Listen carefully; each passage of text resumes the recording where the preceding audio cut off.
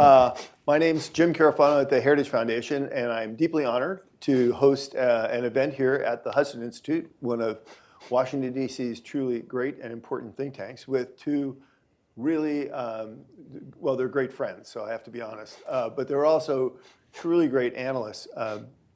Peter Duran's one of the most prominent, I think, UX expert on the transatlantic relationship, and particularly familiar with the country Poland that we're going to deal with today.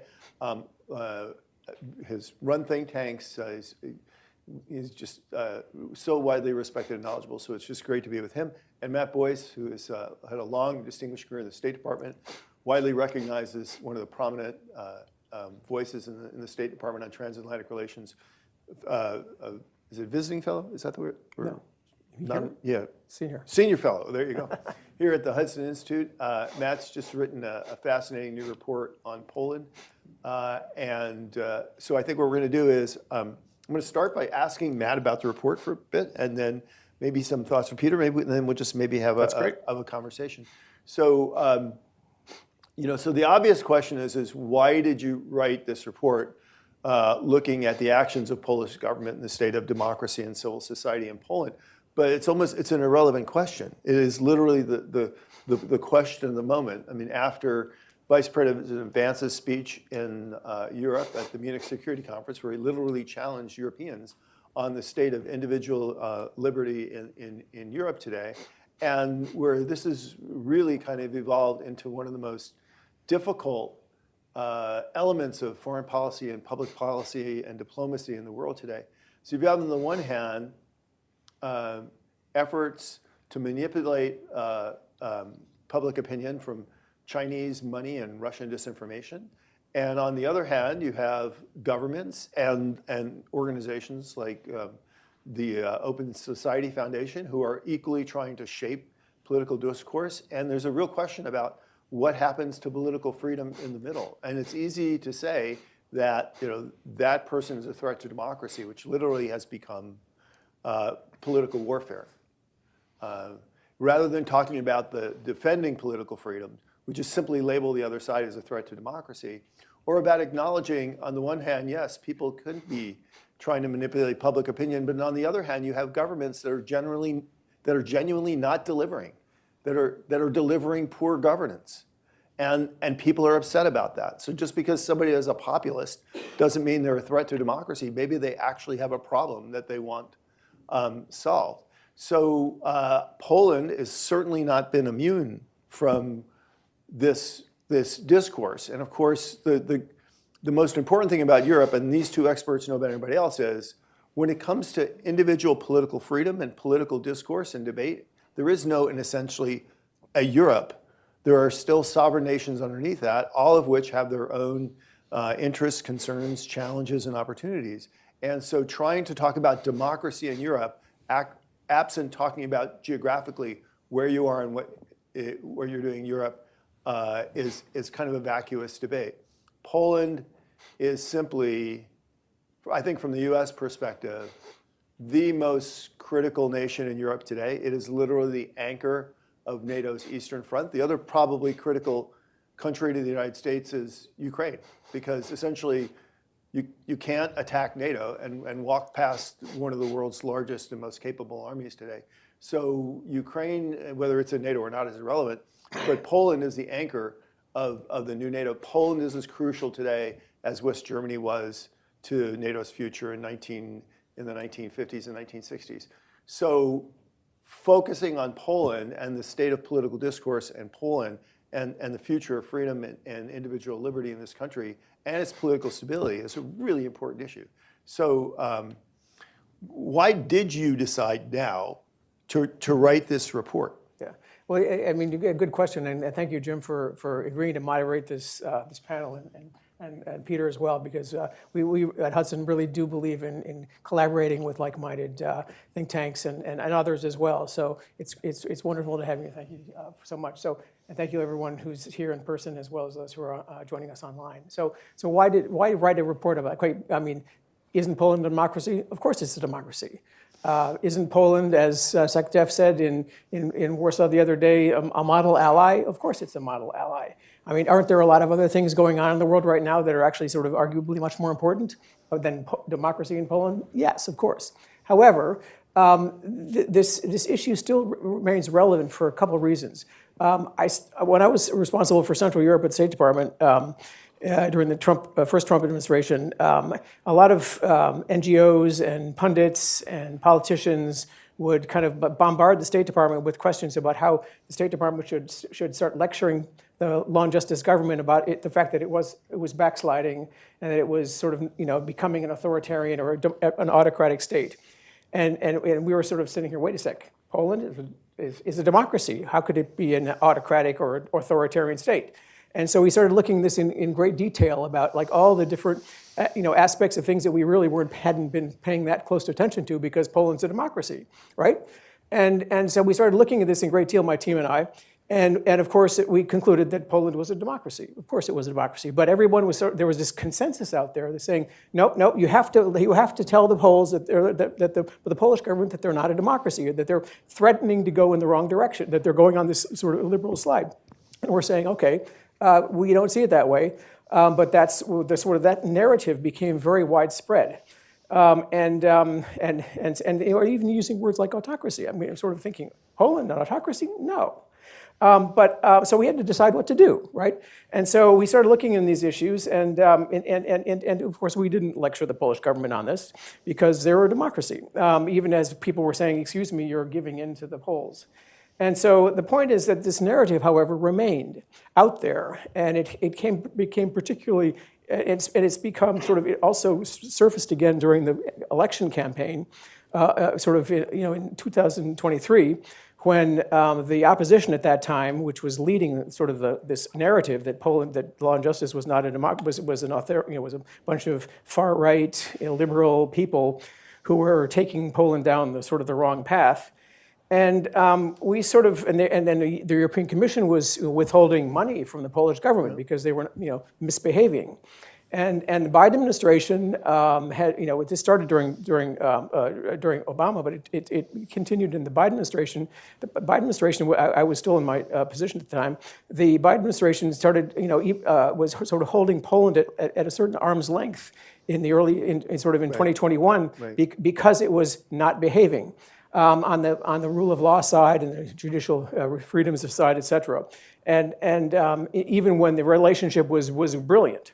And then sort of during the election campaign, started noticing the use of all sorts of language by the opposition about the Polish government at that time, calling on leaders of the Polish government to be arrested, and calling them criminals without having been convicted of anything, using sort of language like cleansing the state using iron brooms. Using the term depisyzacja, which for those who understand Polish is a word that recalls the word dekomunizacja, which means like getting rid of all the communists, which is something that the Polish government probably should have done in 1989, but didn't. And of course, a lot of other countries didn't do that either. But anyway, that's sort of all ancient history. But the point is, when you use a term like that, it's a very strong word.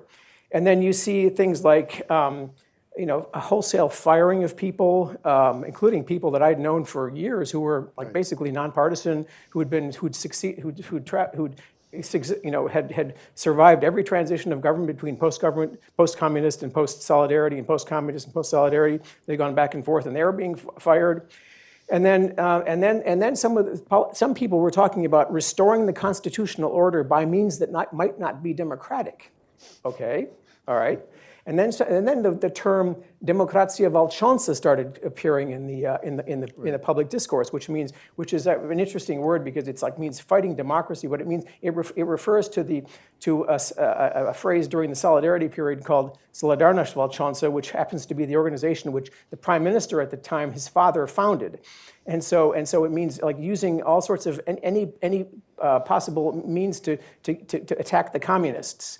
And it was a very hardline anti-communist group. And so they're using the word "demokracja walcząca," which is a play on words, as basically recalling that 1980s hardline anti-communist position to attack the sitting government, and then you have things like, they used the term, there were in the discourse in the government, politicians were using the word desintegratia, which is another, attempting to break up the Law and Justice Party. And then you have things like calls for law and justice to be delegalized, and then using and comparing it to even like post-Yugoslavia, and then trying to deny law and justice funds to conduct its electoral campaign because there's an election coming up in May. So you're sort of looking at this and saying, wait a sec. Now I understand Polish politics is very there's a lot of divides there, and I understand, and of course that's Poland and that's a lot of other countries too. But we understand that passions are high, etc. But the point is that there was nobody said a word about when the current government is using all this language and behaving in this way, whereas they were coming down on the previous government like a ton of bricks accusing them of being autocrats and authoritarians and all this sort of illiberal and far right and all this sort of stuff. I'm thinking, wait a sec, okay, so what they do is wrong and what they do is right or whatever. It doesn't, and sort of think, wait a sec. So why do we spend any time on this, right? Because this is Poland's democracy. The Tusk government is a great ally. Shouldn't we be focusing on other issues? Well, why does this matter? Well, it matters for two reasons. Number one, it matters because it sort of raises this question it's sort of flushed out into the open, this question of what is acceptable democratic behavior in the 21st century. We thought these issues were all resolved, right? Democracy is okay. We understand that, but it turns out that maybe they're not quite resolved after all, because there are differing interpretations of what an acceptable democracy is. There's like the 40-yard lines, using the football analogy, and you've got the left and you've got the right. And once you start getting sort of into the 20-yard lines, then you start getting maybe sort of a little bit beyond the democracy side. But every country needs a strong conservative party. And just like there's a left of center party, et cetera. And so this is raising questions about number one, what is acceptable behavior in a democracy in the 21st century? Because there are different, where do you draw the line in where the EU's sovereignty, or the EU can intrude in a sovereign country? Poland's a proud country, believes in protecting its, or at least there are differences between the two parties. Law and Justice is much more concerned about protecting its sovereignty, whereas the Tusk government is much more pro-EU. But the point is, there is a line at some point between where the EU has its competencies and where the sovereign countries of Europe can behave the way they want to behave. And that line may not be quite as firmly established as we think it is, or as people say it is. And because I've read the report. Yeah. So what you did in the report is you looked at the behavior of the current government and what their practices are and what they really mean as opposed to what they say. So what did you find? Yeah. So there are. But let me just finish. I'll get in that in a second. But I just want the other reason why this is important, just because of the governance factor, is also because I think this has actually some implications for the U.S.-Polish relationship. Because I think it's important for us to have. I think for every country to have a strong conservative party. I mean, they can have whatever they want, but I mean the point is that Poland has a substantial percentage of the population are conservatives, which is great, and then there are others who are not. Okay, that's fine too. But the point is that the Law and Justice Party has very close connections with the Republican Party in the United States, and the president of Poland, President Duda, President Trump likes him, and so when you have a country a country like Poland with a strong conservative party that is being attacked like this, and the Conservative Party is friends with our government and the White House. And then you start thinking, wait a sec, and the current government has been on record as not sort of basically preferring the other side in our election. So this is probably not going to be as good for the bilateral relationship if the current government in Poland is trying to so undermine or weaken or even destroy the Conservative Party so that they can't win the election in May. This is not good for the relation, because we'd like to have, it's important for Poland to have a strong Conservative Party, but it's also important for, it's good for the bilateral relationship, because it helps balance things out. They have a strong voice in Washington, and this helps the relationship. And so you have this problem with it's better to have a piece that's not being undermined and attacked, and that it prospers and plays its rightful role in Polish society. So that's basically kind of where it came from. The conclusions were a whole bunch of them. From if you look at a lot of the things that the opposition at that time accused the Law and Justice Party of doing, undermining free media, and Peter's written a lot on that, or undermining rule of law, or introducing all sorts of questions of the judicial system, or establishing a illiberal state. You find that actually that the current government is actually doing a lot of those same things. And we're not in here to we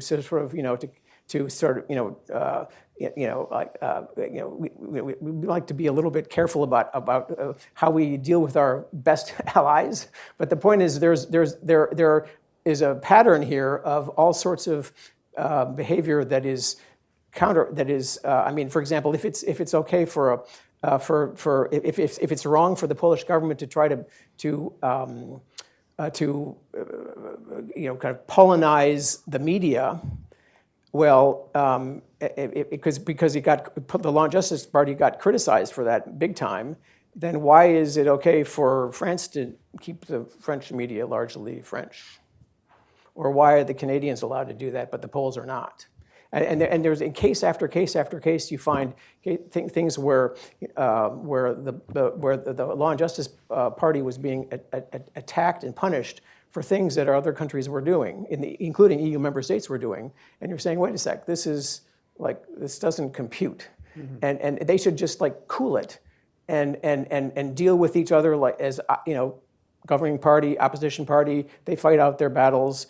And rather than go after this to the extent that they have, and vilifying each other and dividing this whole issue into autocrats versus Democrats, right. And because the issue is much more complicated than autocrats and Democrats, just like Law and Justice was not, they were not autocrats. Because this relationship, this battle between Law and Justice and the current government, the Civic Coalition government, the relationship has become kind of nasty, right. And it's very personal and deep, and it goes very back very far, and it's now a question of, and it's been so personalized and so kind of intensified that it's unhelpful, because the narrative is democracy, the nice Democrats versus those far right people, which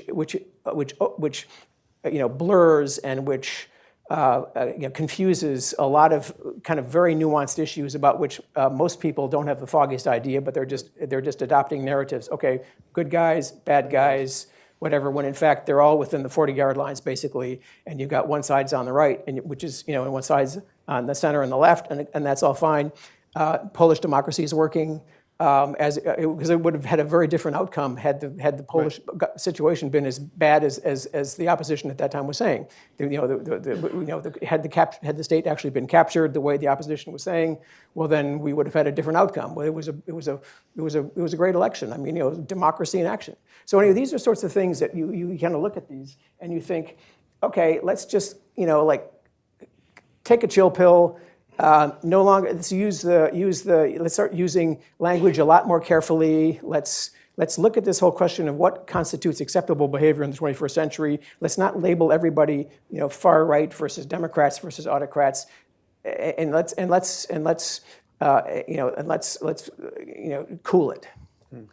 So Peter, you are at a think tank called the Foundation for the Defense of Democracy. So, Democracy. but more importantly, you've actually spent a lot of time in Poland and right. working with the Poles, and including folks on both sides of the political aisle in Poland. So, and you've also read the report. Yeah, So I'm a co-author of the report. So. well, yeah. Oh, that's right. What's your take? Now, and put the report aside, but Sure. from your experience, like even having before worked with Man on the Report, does this sound like what you've been seeing happening in Poland? Right. So thanks, Jim. If there's one message I want everyone to take away from our conversation, it's this. Friends must always warn other friends if they fear that your friend is making a mistake or going down a wrong path. If you don't do that, then you are derelict in your friendship. Very few private American citizens like myself have done more to advance the cause of Polish freedom and security than Matt and myself, both in and out of government. And so the origin for this report was a question: what happens when Democrats govern undemocratically? And so to understand that question, I think we have to go back to 6 days after the Polish election in 2023. Now, elections should have consequences. It's absolutely important for the will of the voters to be reflected in a government. And although the Law and Justice Party won the majority of votes and continues to have the plurality of votes. Yep, the plurality of votes, and continues to enjoy the plurality of support by Polish voters. There was enough inside the Polish parliament. There were enough members of parliament to form a government under Donald Tusk. And what happened? We did not see an orderly transition. In fact, we saw something quite opposite, something quite more disturbing. We saw the politics of vendetta, the politics of revenge at play. So for many Americans, it would be shocking to see armed police officers rolling into a television station to physically remove journalists, producers, editors from their offices and kick them out. Now, that is exactly what happened 6 days after the election in 2023 in December, when the new government decided that it was going to use that iron broom to sweep out all of the journalists, et cetera, in Polish public media. Now, like I said, elections should have consequences. They have consequences here in the United States. We right now are going through a political transition here, but it's an orderly transition. So for example, we have public media through the likes of, say, RFERL and Voice of America. Donald Trump appoints the individuals he wants to lead that organization. They take up their posts. There is an orderly transition. In December of 23, we saw a disorderly transition, and worse, Polish televisions went dark. The plug was pulled, live streams went off midstream, years of archived journalism was deleted. That iron broom indicated to me, and I was talking with Matt at the time, that we were not witnessing the swinging of a pendulum, but something far more concerning and disturbing. So that's when I started writing about this and trying to raise awareness, because again, as a friend, you must be able to warn another friend if you think they're going in the wrong direction. Now, unfortunately, that wasn't the only example. Over the last year, we have seen time and time again examples of lawfare, using the law as a political weapon against your opponents. We've witnessed examples of all sorts of dirty tricks in games, such as attempting to deny the broadcast license to independent television stations in Poland. These are all very concerning steps that indicate that the politics of vendetta are at play in Poland and not something more mundane. Now, here's another interesting point to consider. The Donald Tusk government campaigned in very much the same way that the Biden-Harris campaign unfolded here in the United States. They accused their opponents of being far-right extremists, authoritarians, and they had many ready listeners among American journalists here in the West. So as part of this report, I actually went through and I cataloged every single example in the run-up to the election in which The Atlantic, Politico, you name it, the AAA Western media, time and time again referred to the previous government as authoritarian, autocratic, etc. Now there's a problem here because none of that was true. In fact, Matt and I actually go through and we assess all of the measurements of democracy, various standards. You can look at the Freedom House Index, you can look at all of the various NGOs that try and quantify democracy. And frankly, Poland was nowhere near an authoritarian state, nowhere near an autocracy. And here is the problem. Because Donald Tusk campaigned on the premise that our opponents are authoritarians and we need to use perhaps illegal means to disassemble an authoritarian state, much like, as Matt said, post-communist Yugoslavia or post-Nazi Germany. When that is your premise, nothing stands in your way. You can do anything you want under the excuse, well, we are disassembling authoritarianism. And Matt and I talked about this dilemma, and we came to the conclusion that we had a problem. If Poland was not an authoritarian state before, then it would not justify some of the more extreme steps that the current government has taken since. And what we wanted to do as friends, and because Poland is that indispensable American ally on our front line with Russia, we wanted to make sure that Poland was focused on our shared security threats and not mired permanently in those politics of vendetta. We would like to see an end to the use of lawfare against political opponents. We would like to see an end to the use of regulatory games to silence free media. We have several additional recommendations listed in the report, but Jim, I think the most important point here it echoes what Vice President Vance said in Munich over the weekend.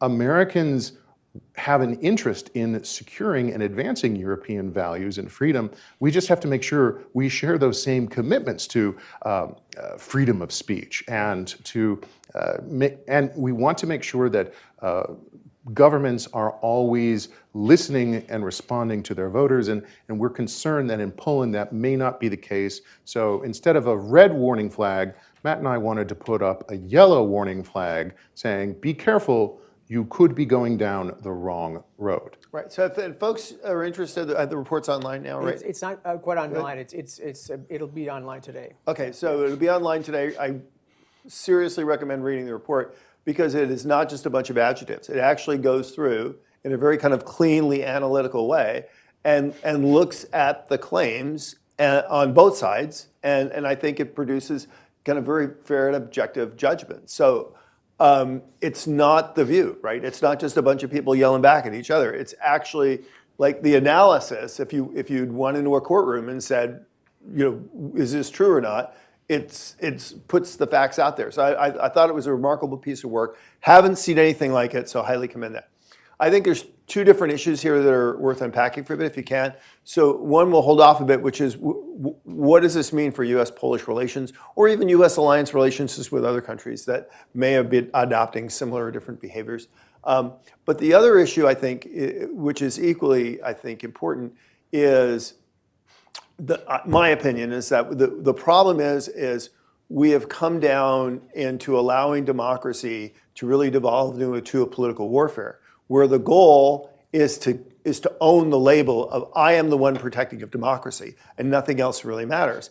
And what we've lost sight of in that whole argument, perhaps intentionally by people, is the idea about, well, what does this actually mean for the political freedoms of the people living in the country? Right? And that hasn't actually been part of the debate. And one of the reasons why I loved your report is it actually looks like, well, how does this actually impact the political freedom of people in Poland? So I want to ask you a question like, basically, why did this happen to Poland? Why did this become the road accident here? I actually remember the day when I got a phone call from the Polish ambassador and the Hungarian ambassador, this is years ago, completely separately independent, who both called me up and said, can you come over right away? And they go, why do you guys hate us now? And it was because all of a sudden they were threats to democracy. So here you have in Poland, I mean, we should talk about this Polish conservative movement. It is obviously not a populist movement in the sense that this is something that a bunch of people nobody ever heard of suddenly have a problem with the government, right? It's not the result of Russian disinformation. We kind of know that because they actually led Europe in kind of defending against Ukraine. Matter of fact, the one thing that the two sides agree on is that they hate the Russians, which is fine. It's not the product of Chinese money and corruption, because there's actually not that much of that in Poland. So it's not that. There's obviously no strong Nazi traditions in Poland that we can find, or strong fascist traditions in Poland. And having talked to many conservatives, if I brought them to CPAC, which is the major, big public conservative Disney World we have every year, if they showed up, they would be like, the guys that showed up on Tuesday. They would be sitting there to be a moderate. So, and I think if you look across the political landscape, while Polish people are traditionally conservative in many respects and share many things with American conservatives, I would say that Polish conservatism is not even as conservative as American conservative. So how can you have a country of 40 million people that's one of the most important, fastest growing economies in Europe, one of the most important countries in Europe, that has a massive diaspora in the United States, that has all kinds of Polish Americans who are actually quite famous, and literally people can say, well, Polish conservatives are Nazis and fascists or whatever, and there's like no debate about that. How does that happen? How does Poland conservatism lack any knowledge or depth or respect in the United States or elsewhere? It's a very interesting question, because this whole question about what is a democracy in the 21st century is actually not defined. I mean, there are those who, there's an industry now that's grown up about it, around it, and it's sort of occupied, and it has a whole bunch of checklists. But it's defined as basically liberal democracy. It's you have to, if your country or whatever doesn't you don't check 15 or 20 or whatever number of boxes, you're not really a democracy anymore. And that checklist is that it includes all sorts of things that would be defined as liberal democracy, whereas a lot of other people use the term liberty or ordered democracy or sort of a sovereign democracy, and whatever else. And the people who actually look at the whole question of democracy and what it actually means will agree that there's actually not an agreement on what is democracy. Right. And when you say liberalism, you don't mean like classical. No, I don't mean classical like liberal. I mean basically modern, a left of center liberalism, right. Left of center interpretation of democracy, which has almost become the defining. Definition, the definition of democracy today. Whereas there are other Democrats who govern democratically who may not check every single of the boxes, but who are not, far right or fascists or whatever. I mean, these words are being bandied about, carelessly, and labels are put on people and political parties in a very careless way. I think that also is causing a backlash. In the case of Europe, against Brussels, which is defining your democracy in a certain way, and it's causing populists or illiberal or whatever. I mean, to be defined as populist or illiberal when in fact they're not. And they just have a different understanding of what they want, how they want their country to be governed, and if they check all 36 boxes of the liberal democracy definition. And so this kicks up this whole question of in the case of a democratic country like Poland, like what is it today? And I think this deserves more debate. The issue is not quite as resolved as as seems to be the case in the Atlantic or whatever else. The esteemed journals of public opinion of center left or public opinion. And so I think these are worth discussing and worth debating. And the rankings, that are all the freedom houses and the economist intelligence units and the freedom. I mean, you name there are 15 of these organizations, the ranking organizations, the VDEMs and they're just go on and on. Mostly based in the United States and Western Europe.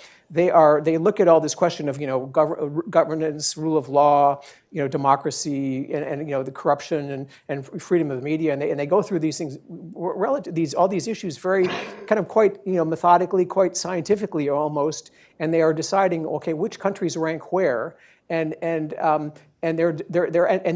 rankings are really quite influential in defining how the world looks at a lot of countries, and they say, okay, your country is backsliding, or your country is whatever, is wherever it is, and what's interesting about these rankings, rankings of the definition of democracy, is these rankings show that actually, in the case of Poland, even when everyone was complaining about Poland as being backsliding, etc., Poland was actually in the center of the pack. In Europe, it was actually doing better than other EU member states. I won't name them because I'm not here to name and shame anybody. But the point is that they were there. They were doing better than other countries. In fact, in 1 year during I think it was 2022, as I went through these, Freedom in the World, which is Freedom House, the most important arbiter of who is a Democrat and who is not, they rank Poland just 3 places below the United States. Okay. Also known as an authoritarian country. Also known as a major dictatorship, right? As I'm being a little bit facetious here, but the point is that the economist unit, intelligence unit in 2022 also observed that, and this was a time when Poland was when the opposition in Poland, which is now governing the country, was pointing its finger and persuading Brussels that they should come down on the Polish government like a ton of bricks because they were. They were going in the wrong direction and they were violating the rule of law, et cetera, and these things can get very, very, very, very technical. And only a relatively small number of people really understand how technical this stuff can really be. But the point is that the Economist Intelligence Unit observed that the country showed one of the largest increases in the EU over the previous year. So the point is that this is all a little bit, this is not as scientific and as it should be. I think people should kind of need to understand these gradations in these differences, et cetera. Some of these different organizations referred to Poland as free. Some of them called it a semi-consolidated democracy. Some called it an electoral democracy. Some called it a flawed democracy. Some called it a defective democracy. But all of them defined it as a democracy, right? And so the point is that when we watch these labels being applied to countries left and right, and countries being vilified, and then they're losing. I mean, in the EU was punishing Poland for this. They were withholding billions and billions and billions of euros of support on the grounds that they were that they were violating various rule of law conditions. When in fact, and then the current government comes into power. They don't do anything other than promise to make some changes. They immediately get their money, and so you really get the impression that the EU is basically saying, okay, if you agree to everything we say, we'll give you the money. If you don't, there's a problem here, right? And this politicization of assistance is actually it's going to backfire. It is backfiring because the people a lot of people in Europe are noticing these things. They're saying, wait a sec, these standards are not being applied fairly or equally across the EU. Some countries are getting away with things that other countries are not. If you agree to absolutely everything that EU says, then you get your money or whatever, you get your jobs or whatever else. And if you raise a question and say, well, excuse me, I have an issue here, then you're being labeled as a far right or whatever, and which is ridiculous. Right. So Peter, so again, why are Polish conservatives being steamrolled in the court of public opinion? So consider comparison to Hungarians, which is another country that often is accused of being authoritarian, and yet Hungary is actually quite popular among American conservatives in the United States. But I would say that the case of Polish conservatives here was almost virtually unknown. So why is that? Law and Justice lost the narrative. They lost control of the narrative, and Donald Tusk and his supporters were very much in the pilot's chair in controlling the narrative. And it was this: we face an authoritarian opponent, and if we win the next election and take power, we will, if need be, use illegal means to disassemble an authoritarian state. Now, Jim, I'm old enough to remember when Barack Obama won a Nobel Prize simply for being elected president. Do you remember that? When he hadn't yet before done my time. anything. He hadn't done anything I was in yet. grade school. And he, grade school. But, Barack Obama hadn't even been in office for very long. He hadn't accomplished anything, and yet he received his Nobel Prize. This is very similar to what Matt was describing when it comes to the EU COVID stabilization fund. So it is not the right forum and venue to talk about Polish judicial reform over the last 30 years. You'll all fall asleep. It's extremely complex. But it's in the report. There's a lot of stuff We unpack it in the report. But the bottom line is this. The current government has been in power for over a year, and yet they still have done nothing to change or roll back the judicial reforms that they attacked while they were in the opposition. That's interesting. So when they came into power, just like Barack Obama winning his Nobel Prize, the European Union said, well, just because you have promised to make the changes, we're going to release the COVID stabilization money, billions and billions of dollars. This is a lot of money for Poland. And to this day, they have made no reforms as promised. Now, here's the thing. There is a perfectly legal mechanism to alter the judicial reforms that the previous government had made. The Polish government has not done so as of now, mainly because they're afraid President Duda will veto those changes, but they still must go through the process, and they have not. And here's another thing, Jim, and this is where I get in trouble with the other side of the political spectrum because I'm an American conservative. The core problem, and I said it in my opening comments, that elections should have consequences, yes, but in Poland, elections at this point, perhaps they have too many consequences. Poland has one of the highest rates of state ownership of the economy of any country in Central Europe and among all EU member states. Elections have consequences in Poland. That means something very different because when you win an election, you take control or influence over vast swaths of the economy. 40% of all Poles work for the government or a state-owned or influenced company. That is a huge number. So when we see the pendulum swing from one side to the other, that means that whole livelihoods can be lost. I think the stakes have actually become too high when it comes to state ownership of the economy.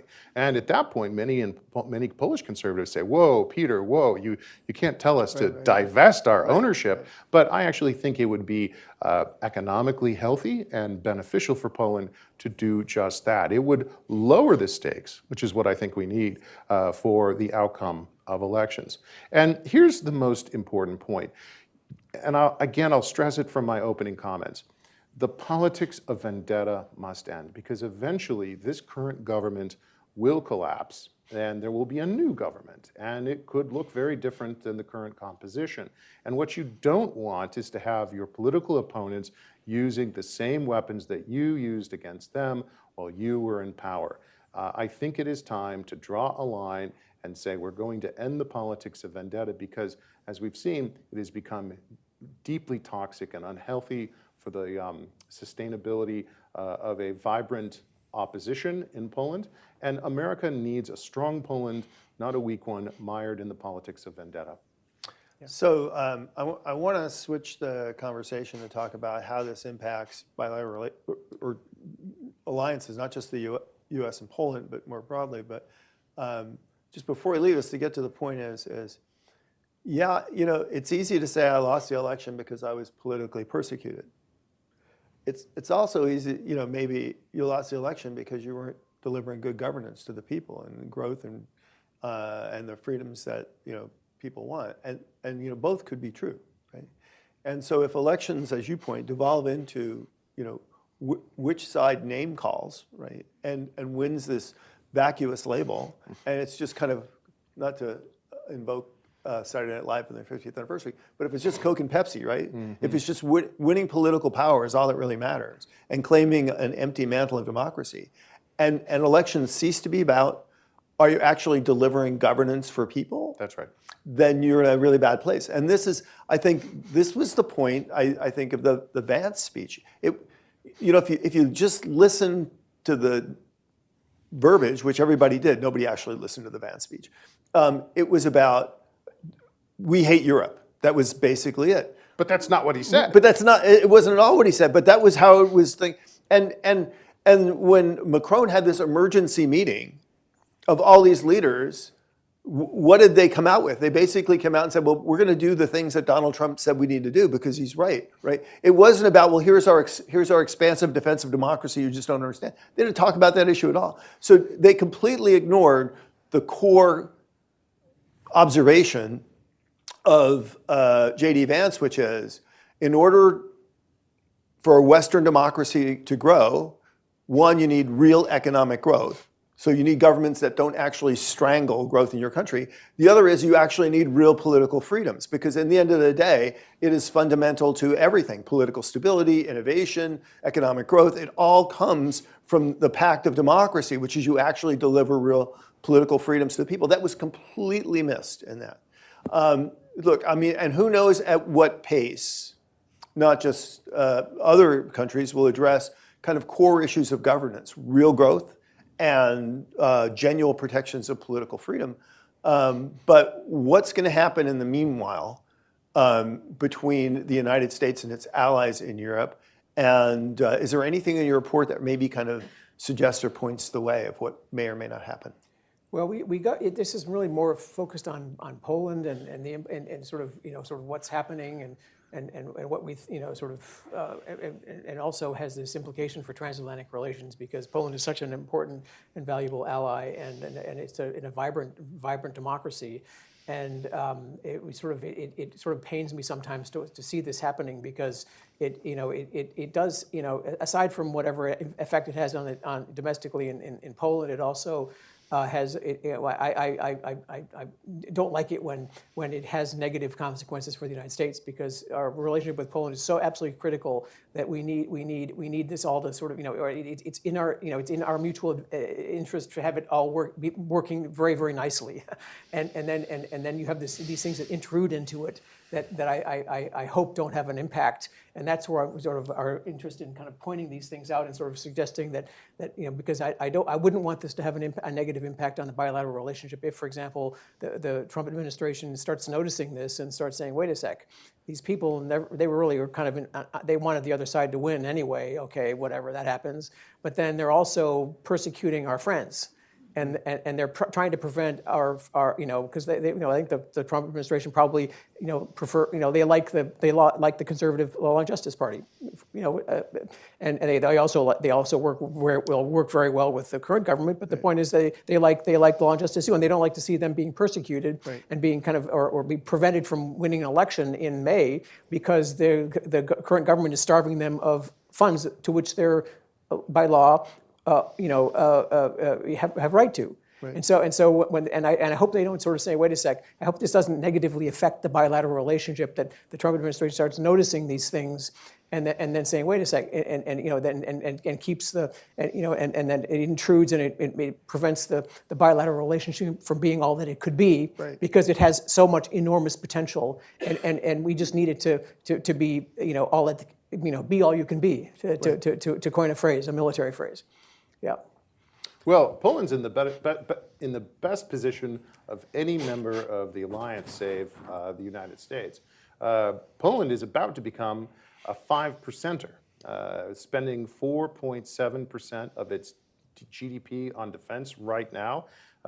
Donald Trump, we all recall, has said, "I want all of NATO not to meet their 2% benchmark commitments, but I want to go to 5%. Well, out of countries in NATO, Poland is the best position. So, Jim, I think security is one pillar that will guide the U.S.-Polish relationship. But this is a point Matt and I made when we co-authored a piece recently in the National Review. We said, you have to focus on our shared threats. We have to focus on China, Russia, Iran. And our message in that piece to the current government in Poland was, put away the knives. Your domestic political opponents are not your enemy. Our shared opponents around the world are. That's where we want you to focus. And the more time you spend trying to disassemble your political opposition at home, the less time you are able to commit to deterring Russia, to resisting Chinese influence, and to helping advance our shared interests around the world. I think that's the core, and that's the, well, let me put it this way, that's the basis for building up a stronger U.S.-Polish relationship. And to his credit, Foreign Minister Sikorski said very much the same after we published. I don't know if he read our piece, Matt, but afterwards he published his op-ed and he said, yeah, Poland's ready to be a serious player on defense. That's good. Let's encourage that, but let's also remember defense is not enough. You have to make sure that you're doing the right things at home. It really is a wisdom of Solomon moment. I mean, from the perspective of the opposition in Poland, yeah, they'd like not to be persecuted, but the last thing they would want would be the U.S. government to be punishing or distancing itself. That would be bad for all Poles. That would be a disaster, right? That's right. So on the one hand, yeah, and it's so you would hope on the one side that the Polish government would be pragmatic, which only makes sense since I think it's fair to say that the U.S. is really Poland's most vital bilateral relationship in the world, but also that at some point the politics of political destruction becomes self-destructive to your country. Yeah. And self-defeating. There's too much criminalization of political differences, and we don't. I mean, it's sort of you look at actually there's some parallels to the United States here, in terms of how the previous administration, for example, looked at its adversaries, et cetera, political adversaries, and so you see certain parallels between between our countries, and do we have time for maybe some questions? It's your building. Yeah. So shall we just, we've got some time left. We've got some. Do we have microphones, or do we just ask questions? We'd love to have anybody sort of whatever questions, comments, cries of outrage, etc. Do we have a microphone? I guess we do. There you go. Yeah. Okay. You guys, right here. Yeah. Thank you so much. I'm Marie. I'm from the Embassy of the Republic of Poland here in the United States. Thank you so much for having me at the event. I do want to make a short comment, on the behalf of the Polish government about the Polish-US relations. The Polish-US relations are extremely important, what we heard here from that stage. We just had, and that's regardless of whoever sits in the White House. We had great relations under the first Trump administration. We had great relations under the Biden administration, and we already have very good relations with the current Trump administration. The people who are very close to the Trump circle, meaning Secretary Pete Hegseth, he chose Warsaw as the first capital that he visited from all the other European countries. Secretary Rubio, he made his first phone call to his European counterpart, Minister Radoslaw Sikorski. He didn't call any other European foreign ministers. What was discussed during the visit of Secretary Hegseth? It was what we already heard also from the stage. It was our great defense cooperation. Poland was mentioned as the model ally who actually spends on defense almost 5% this year, who is investing in deterrence, investing in readiness. And Secretary Pete Hegseth said that Poland, this is the leadership. Poland is the model ally. So also in addition to that, because I think that's also important to say, that out of this 5% of GDP, a big majority of it is actually spent here in the United States. So we have under contracts right now with U.S. defense company more than $50 billion of military equipment. That comes from Patriot missiles, that's HIMARS missiles, Abrams tanks, F-35s, and so on and so on. The other very important issue is our energy cooperation. Poland is also under contract with two big U.S. companies, Westinghouse and Bechtel, in order to build the first nuclear power plant in Poland. And that's in order to be energy independent, because we don't want to be dependent on Russia, like other European countries were. We want to go our way. We want to go with our strategic ally and strategic partner, the United States. So just to conclude, from our perspective, if we want to break these ties, that's on the good ties between Poland and the United States, only our adversaries will be happy about it. Russia and China and other countries who have malign interest. So in our mutual interest for the United States and its own national security, as well for Poland, is to make sure that these ties continue to be very good, and we hope that's going to continue under the current Trump administration. Thank you. That's a great, well, that leads to a great question, which is how does your report fit into I think the thing we all agree is that U.S. and Poland need to remain very strong allies. Well, I think they are, and they will be, and we're not. I mean, that's almost a given, because there are just so many interests and so many mutualities and so many kind of constituencies, and so it's hard to imagine that wouldn't be the case. Affinities and historical and otherwise. I mean, they're just so deep and so broad that it's hard to imagine anything else. It's just that some of these things do kind of enter into the issues we've raised. They do, I don't want them to intrude into the bilateral relationship, which is one of the reasons we wrote the report in the first place, to sort of draw attention to people, sort of to issues that might intrude, but also to raise a larger question of, because this actually is not just a Polish issue. This actually applies to a lot of other EU member states too. Even some of them are more prominent than others, but it's not just Poland by any means.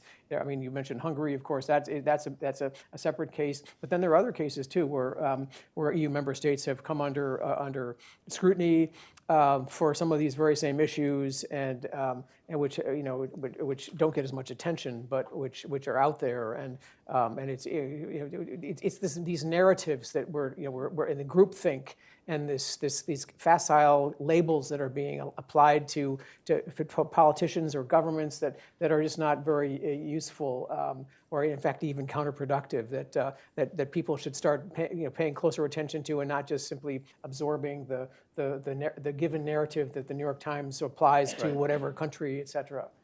I think that's a great point, is that the strength of alliances are not measured by if you agree to my narrative or not. Right. Another question? Yes, ma'am. Yep. Good. Thank you very much. It's Agnieszka Wierzbicka. I'm from the Embassy of Poland. I'd like to refer to this, what was here called misbehavior, or complex issue of the rule of law. Because what actually happened, it's quite simple. A rule of law in Poland depends on few institutions, which is Judicial Council, that is responsible for electing judges, the Supreme Court, the Common Courts, Administrative Courts, and Constitutional Tribunal. With the Judicial Council, the thing was super simple. There are 25 people there, and 15 of those people were scrutinized under the political influence during the Law and Justice Party governing the country. So there was a politicization of the most important institution that was. I'll take this one. Yeah, that would be good if you take it. Yeah. Then the Constitutional Tribunal, there were 3 people, 3 judges appointed to the seats that were already taken. So this is also something infringing the rule of law in Poland, because our Constitutional Tribunal is something that oversees the bills of law. Great. And do we wrap at 11:30? Well, do you have? I mean, we have a time. I don't know what are the time constraints, but I'm just asking.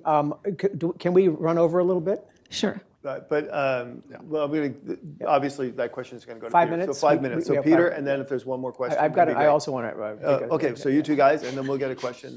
If I can finish, I'm because sorry. I just have like two more points.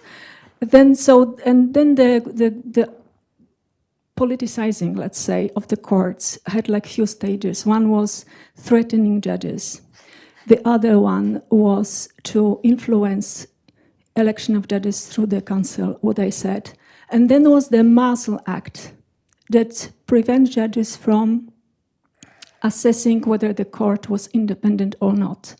And all of this was kind of reflected in the European Union actions, where the European Court clearly said that a lot of what was done was against the rule of law, how we understand it in European Union, and why we have to observe the rule of law in a certain way. It's a very simple answer, because Polish courts also interpret European law. We have regulations which are directly applicable in the countries of the European Union.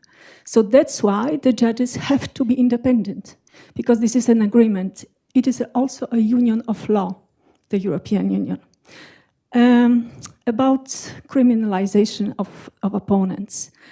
already in 2017, there were 620 court cases against activists and people who were against the infringing of the rule of law in Poland. It was already in 2017. So when we talk about the vendetta, it's nothing like this.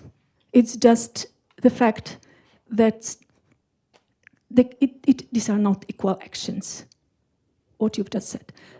Last thing, if I may, sorry, the media law. And it was United States of America who tried to prevent the Law and Justice Party overtaking the only independent media, TVN, where they were trying to push the law that would take this media, the only one that was criticizing this party at that time.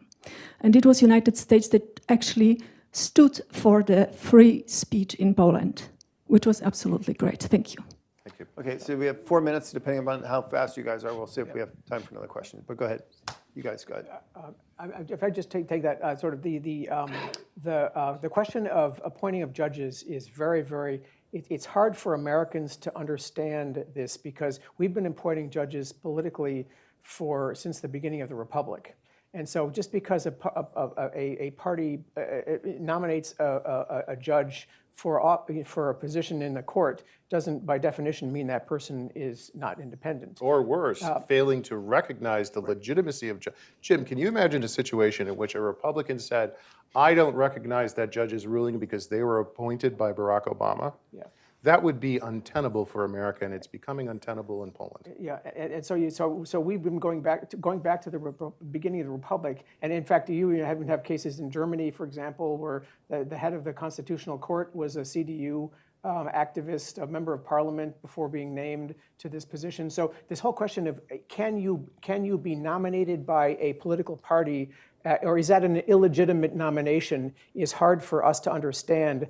Because it's common, and it's also been applied to the European Union, and so we are not as theological as some people are in terms of, well, is this legitimate or not, and so therefore we have a little bit of we look at this a little bit more in a bit more nuanced manner than I know some of than the current government does or than opposition does. So these are kind of important, kind of like. It does that according to the government of Poland's position, or the EU, for example. We have no independent courts in the United States.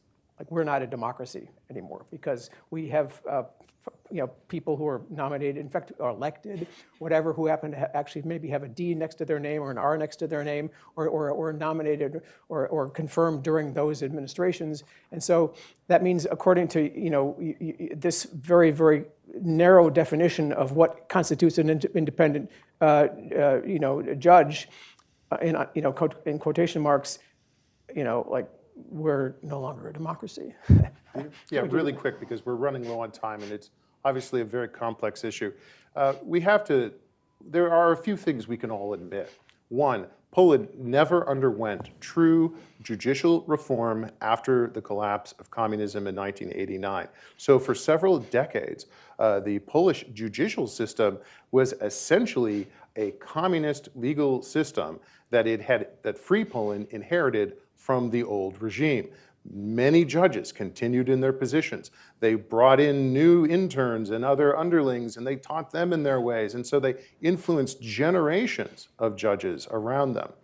So to say, as the former government did, you know what, we need to reform this. We actually need to take out some of those old communist aspects of our judicial system.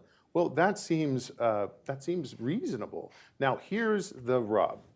The current government can and should absolutely use all legal means to modify the current system of reform as it sees fit, but it cannot simply choose which judges some officials want to listen to and ignore others. You want to cover the media law real quick? Yeah. When it comes to the Polish media law, I was very involved with that. Oh, yeah, why don't you do I was very involved with Okay, that. let him finish, because this is going to have to be the last word, because we are out of time, but go ahead. Do TIF. I was Sorry. very involved with that personally. It had, and I would actually dispute some of your observations, just in as much as it was not the only political kind of or media entity that was criticizing the government. There were many others. I mean, the media landscape was very critical of the government at that time, including the one that you're referring to. So owned by a U.S. investor. So our objective was this was an American investor, a very large investment in Poland. We thought that it was an important voice in the political discussion. Poland was the media landscape was vibrant. It included voices from all different perspectives, and including that one. So we engaged on behalf of ensuring that continued to be a viable voice, and not only because it had a massive U.S. investment behind it. So I wish we could get more questions. I'm sorry we're out of time. I want to thank everybody coming. I thank you so much for your questions. That was so helpful. And thank you guys for a really interesting report, which will be today online at the Hudson website. Encourage everybody to. Thank you, Jim. Thank you, Peter. Thank you.